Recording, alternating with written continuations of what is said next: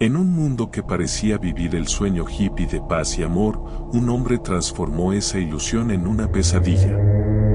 Charles Manson, con un carisma oscuro y una visión distorsionada, reunió a jóvenes que lo siguieron ciegamente, creando lo que se conocería como la familia Manson. Lo que comenzó como una comuna de libertad terminó convertido en un culto marcado por drogas, manipulación y violencia ritual, capaz de sacudir a Hollywood y al mundo entero. Los asesinatos de Sharon Tate y otras víctimas en 1969 no solo estremecieron a la sociedad, sino que marcaron el fin de una era y el inicio de un miedo que aún resuena. Esta es la historia de cómo un líder convirtió sueños en pesadillas y seguidores en asesinos.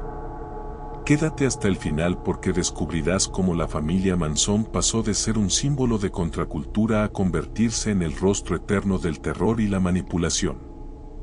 En Mister Oscuro no solo hablamos de lo oculto, lo invocamos.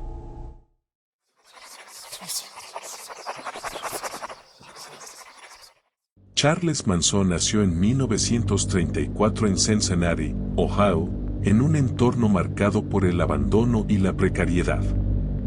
Su madre era alcohólica y estuvo encarcelada en varias ocasiones, lo que dejó al niño en manos de familiares y hogares temporales.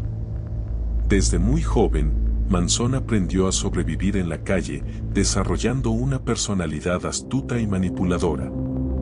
La falta de afecto y estabilidad lo empujó hacia la delincuencia juvenil, robos menores, fugas de instituciones y pequeños fraudes que lo llevaron a pasar gran parte de su adolescencia tras las rejas.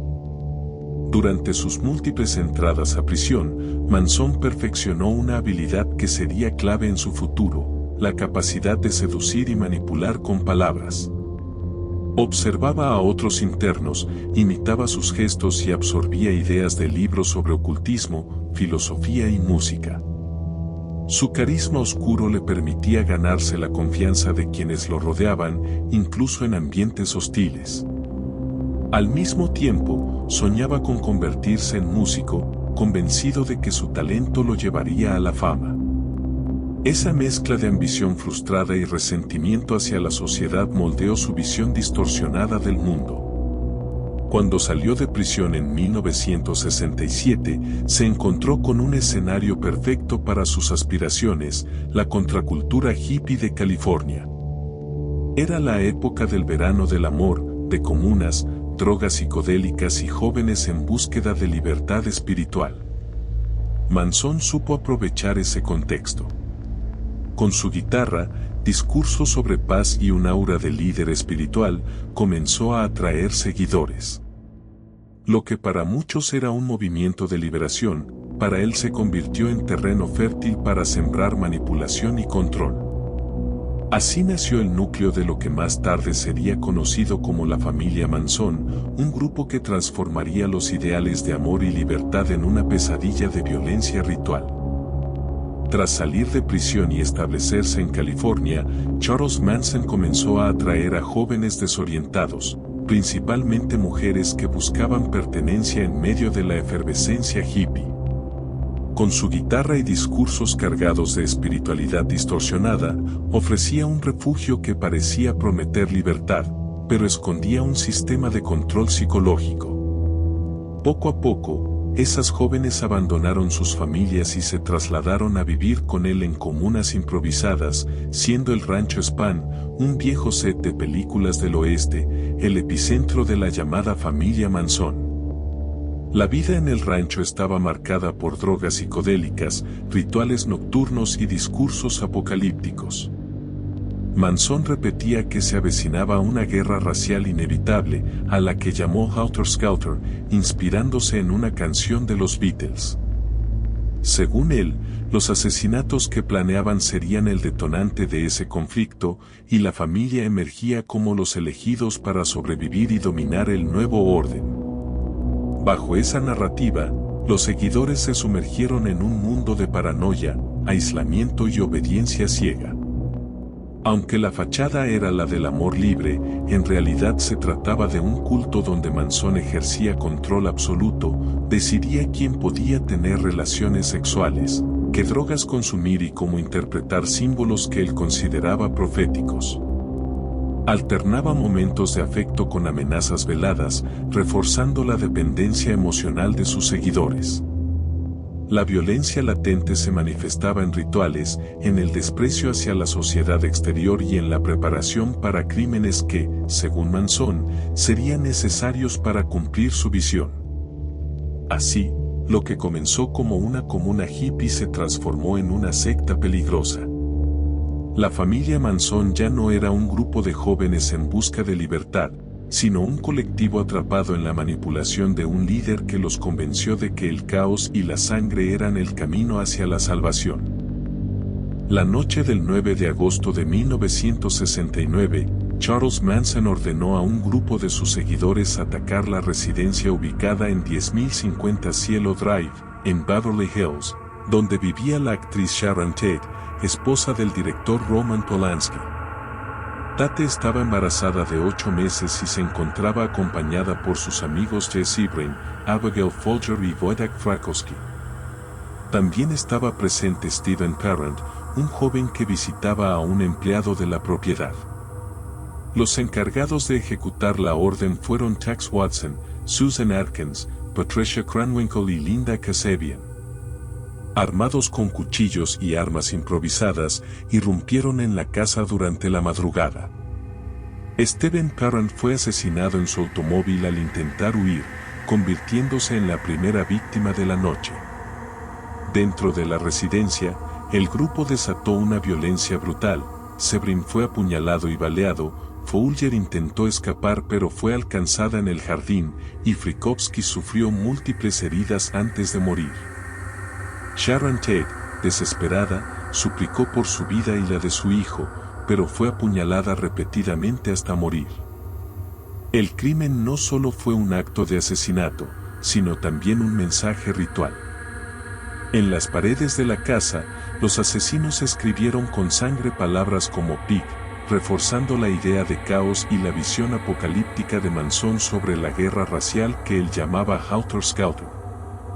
Linda Kasabian, aunque presente, no participó directamente en los ataques y más tarde se convertiría en testigo clave contra la familia. La noticia del asesinato de Sharon Tate y sus acompañantes sacudió a Hollywood y al mundo entero. La brutalidad del ataque, la juventud de las víctimas y el hecho de que Tate estaba embarazada convirtieron el caso en un símbolo del fin de la inocencia de los años 60. Lo que parecía ser un movimiento cultural de paz y libertad se vio manchado por la violencia ritual de un culto que transformó la contracultura en terror.